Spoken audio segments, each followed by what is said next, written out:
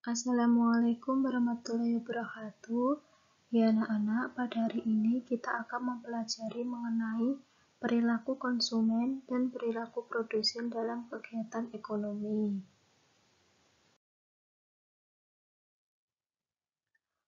Pembahasan yang pertama mengenai perilaku konsumen. Konsumen merupakan salah satu pelaku ekonomi dalam kegiatan ekonomi. Kegiatan ekonomi yang dilakukan oleh konsumen yaitu berupa kegiatan konsumsi. Kegiatan konsumsi adalah kegiatan mengurangi atau menghabiskan barang untuk memenuhi kebutuhan. Jadi, perilaku konsumen merupakan segala tingkah laku yang dilakukan oleh konsumen untuk memenuhi kebutuhannya. Pembahasan selanjutnya yaitu mengenai faktor-faktor yang mempengaruhi konsumsi, baik dari faktor ekonomi maupun dari faktor non-ekonomi. Dari faktor ekonomi, yang pertama ada tingkat pendapatan. Jadi, semakin tinggi pendapatan seseorang, semakin banyak jumlah dan jenis barang atau jasa yang dikonsumsi. Begitu juga dengan sebaliknya. Kemudian yang kedua ada tingkat harga barang dan jasa. Semakin tinggi harga barang dan jasa, semakin sedikit jumlah barang dan jasa yang dikonsumsi. Begitu juga dengan sebaliknya. Kemudian, faktor yang ketiga ada ketersediaan barang dan jasa. Ketersediaan barang juga mempengaruhi konsumsi. Walaupun uang itu tersedia, tetapi apabila barang itu tidak tersedia, kita tidak bisa mengkonsumsi barang tersebut. Kemudian, dari faktor non-ekonomi, yang pertama ada jumlah tanggungan keluarga. Jadi, semakin banyak jumlah keluarga atau tanggungan keluarga, semakin banyak pula jumlah dan jenis konsumsi keluarga yang bersangkutan. Kemudian, yang kedua ada tingkat pendidikan. Semakin tinggi tingkat pendidikan seseorang, semakin beragam kebutuhan orang tersebut. Kemudian, yang ketiga ada tempat tinggal. Lingkungan tempat tinggal juga akan mempengaruhi konsumsi seseorang terhadap barang dan jasa. Kemudian ada lingkungan sosial, budaya, agama, dan istiadat. Pembahasan selanjutnya yaitu mengenai teori perilaku konsumen. Perilaku konsumen dalam kegiatan konsumsi dapat dilihat dari dua pendekatan. Yang pertama, pendekatan kardinal. Pendekatan kardinal menyatakan bahwa tingkat kepuasan yang diperoleh konsumen dari konsumsi suatu barang dapat diukur dengan satuan tertentu, misalnya uang, jumlah, ataupun buah. Sedangkan pendekatan ordinal itu menyatakan bahwa tingkat kepuasan yang diperoleh konsumen dari konsumsi suatu barang tidak dapat diukur dengan satuan, tetapi bisa dengan dibandingkan. Yang pertama, kita akan membahas mengenai pendekatan kardinal. Pendekatan kardinal kan dapat diukur dengan satuan tertentu. Jadi, semakin besar jumlah barang yang dikonsumsi, maka semakin besar pula tingkat kepuasan konsumen. Nah, di sini berlaku dua hukum Gosen. Yang pertama, hukum Gosen 1 itu menyatakan bahwa jika pemenuhan suatu jenis barang dilakukan secara terus-menerus, maka kepuasan yang diperoleh mula-mulanya akan tinggi. Namun, semakin lama kepuasan tersebut semakin turun sampai akhirnya mencapai batas jenuh atau yang disebut dengan the law diminishing of returns. Kemudian, hukum Gosen yang kedua menyatakan bahwa konsumen akan melakukan konsumsi sedemikian rupa sehingga nilai guna marginal setiap barang dan jasa yang dikonsumsi itu akan sama. Lalu bagaimana sih contoh dari the law diminishing of return itu? Nah, di sini sudah ada tabel mengenai nilai guna total atau total utility dan nilai guna marginal atau marginal utility menurut hukum Gosen 1. Jadi, nilai guna total atau total utility itu merupakan tingkat kepuasan. Sedangkan nilai guna marginal atau marginal utility itu merupakan penambahan satu tingkat kepuasan. Misalnya nih, Andi mengkonsumsi coklat. Nah, nilai kepuasan yang ia dapat itu sebesar 40, sedangkan MU-nya itu sebesar 40. Nah, MU 40 ini didapat dari 40 dikurangi 0.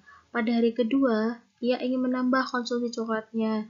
Nah, tingkat kepuasan yang ia dapat itu semakin naik menjadi 70, sedangkan MU-nya itu menurun. Jadi, 30. 30 ini didapat dari 70 dikurangi 40.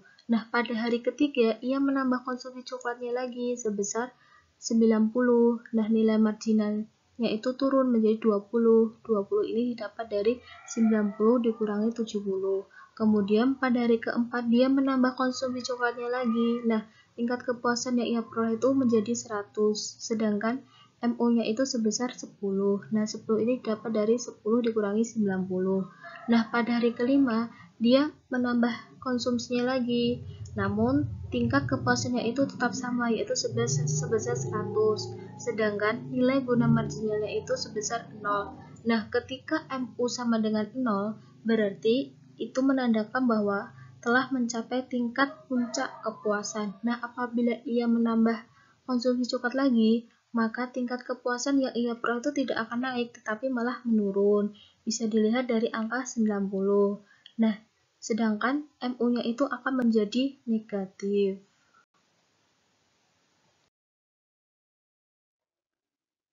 Berikut contoh kurva the law diminishing of return. Pada garis horizontal atau garis V itu menunjukkan tahapan dalam mengkonsumsi coklat, tahap pertama sampai tahap ke-6.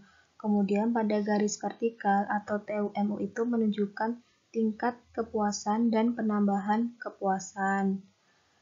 Nah, coba dilihat pada garis melengkung warna merah itu. Pada titik koordinat A menunjukkan bahwa pada tahap pertama, ia mendapatkan tingkat kepuasan sebesar 40. Pada titik koordinat B menunjukkan bahwa pada tahap kedua, ia mendapat tingkat kepuasan sebesar 70. Pada titik koordinat C menunjukkan bahwa pada tahap ketiga, dia mencapai tingkat kepuasan sebesar 90. Pada titik koordinat D menunjukkan bahwa pada tahap 4, dia mendapat tingkat kepuasan sebesar 100. Pada titik koordinat E menunjukkan bahwa pada tahap kelima ia mencapai tingkat kepuasan sebesar 100. Nah, kalau ditarik ke bawah itu pada titik koordinat itu menunjukkan titik E. Nah, titik E itu menunjukkan MU sama dengan 0. MU sama dengan 0 tadi merupakan bahwa ia telah mencapai titik puncak kepuasan. Nah, apabila ia menambah konsumsi coklat lagi, maka tingkat kepuasannya itu akan menurun sebesar 90 pada titik koordinat F yang warna merah itu. Sedangkan MU-nya itu menjadi negatif sebesar min 10.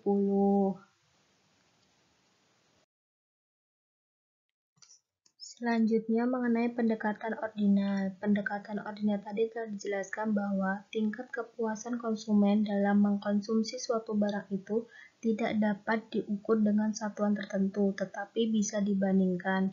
Nah, pendekatan ordinal ini dapat dilihat dari kurva indifference, yaitu kurva yang menunjukkan berbagai titik kombinasi dua barang yang memberikan kepuasan yang sama.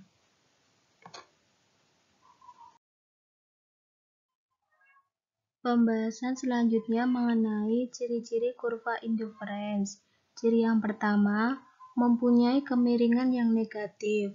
Konsumen akan mengurangi konsumsi barang yang satu apabila ia menambah jumlah barang lain yang dikonsumsi. Hal ini bertujuan agar memperoleh kepuasan yang sama. Kemudian ciri yang kedua, kurva indifference tidak saling berpotongan. Tidak mungkin diperoleh kepuasan yang sama pada satu kurva indifference yang berbeda. Kemudian ciri yang ketiga, cembung terhadap titik nol, menunjukkan adanya perbedaan proporsi jumlah yang harus ia korbankan untuk mengubah kombinasi jumlah masing-masing barang yang dikonsumsi. Berikut contoh penerapan kurva indifference melalui tabel kombinasi barang tingkat kepuasan sama. Pada titik kepuasan A menunjukkan bahwa kita mengkonsumsi es krim sebanyak 8 dan konsumsi donat sebanyak 3. Pada tingkat kepuasan B menunjukkan bahwa kita mengkonsumsi es krim sebanyak 4 dan konsumsi donat sebanyak 6. Nah, pada titik kepuasan B ini menunjukkan bahwa ketika kita ingin menambah konsumsi kue donat, maka kita harus mengurangi konsumsi es krim. Selanjutnya, pada titik kepuasan C menunjukkan bahwa kita mengkonsumsi es krim sebanyak 2 dan konsumsi donat sebanyak 9. Hal ini menunjukkan bahwa ketika kita ingin menambah konsumsi donat, maka kita harus mengurangi konsumsi es krim. Begitu juga dengan titik kepuasan D. Hal ini menunjukkan kita mengkonsumsi es krim sebanyak 1 es krim dan kue donat sebanyak 12 donat. Nah, hal ini menunjukkan bahwa ketika kita ingin menambah konsumsi donat, maka kita harus mengurangi konsumsi es krim. Berikut contoh kurva indifference. Pada garis horizontal menunjukkan konsumsi donat, pada garis vertikal menunjukkan konsumsi es krim. Nah, pada titik koordinat A itu menunjukkan kita mengkonsumsi sebanyak 3 donat dan 8 es krim.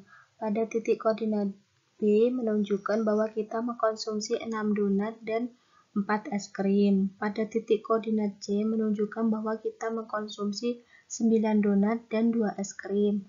Pada titik koordinat D menunjukkan bahwa kita mengkonsumsi 12 donat dan 1 es krim. Jadi ketika kita ingin menambah konsumsi donat, maka kita harus mengurangi konsumsi es krim. Jadi, kurva indiferensi yang terletak semakin jauh dari titik nol menunjukkan tingkat kepuasan yang semakin tinggi. Pembahasan selanjutnya mengenai teori perilaku produsen.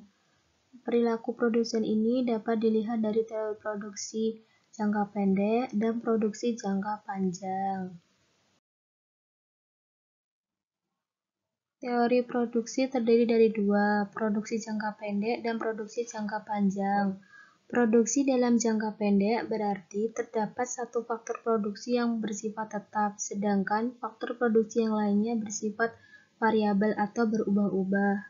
Sedangkan produksi jangka panjang, dalam jangka panjang, semua faktor produksi yang digunakan itu bersifat variabel atau berubah-ubah. Produksi jangka panjang dapat dilihat dari isokuan atau isoproduk dan produksi optimal. Kurva isokuan atau isoproduk adalah kurva tempat kedudukan titik-titik yang menunjukkan kombinasi dua faktor produksi untuk menghasilkan tingkat produksi yang sama. Sedangkan produksi optimal merupakan pemakaian faktor produksi dikatakan efisien apabila ia dapat menghasilkan keuntungan yang maksimal.